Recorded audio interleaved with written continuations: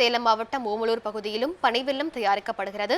பனை வெல்லத்திற்கு தற்போது தேவை அதிகம் இருப்பதால் தற்போது அதிக அளவில் பனை வெல்லம் தயாரிக்கப்பட்டு விற்பனைக்காக அனுப்பி வைக்கப்படுகிறது.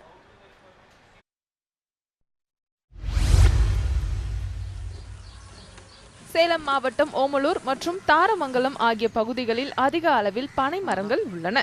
இதனால் ஓமலூர் பகுதியிலும் பனை வெல்லம் அதிக அளவில் உற்பத்தி செய்யப்படுகிறது.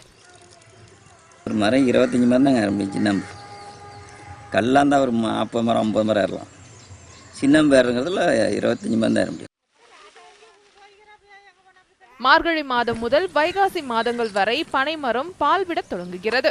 அதிலிருந்து எடுக்கப்படும் பதநீரை கொப்பரையில் ஊற்றி காய்ச்சப்படுகிறது. பின் வெல்லம் பதம் வரும்போது அதை மற்றொரு பாத்திரத்தில் ஊற்றி 1 மணி நேரம் ஆற வைத்து பனை வெல்லம் தயாரிக்கப்படுகிறது. மாமரம் தை மாசத்துல இருப்போம். தை மாசம் அறுத்தா தை ஒன்று மாசி 2 மாதத்துக்கு வரும். அறுத்து வெல்லம் காய்ச்சி அதை பதப்படுத்தி வெளியில் அனுப்புவோம்.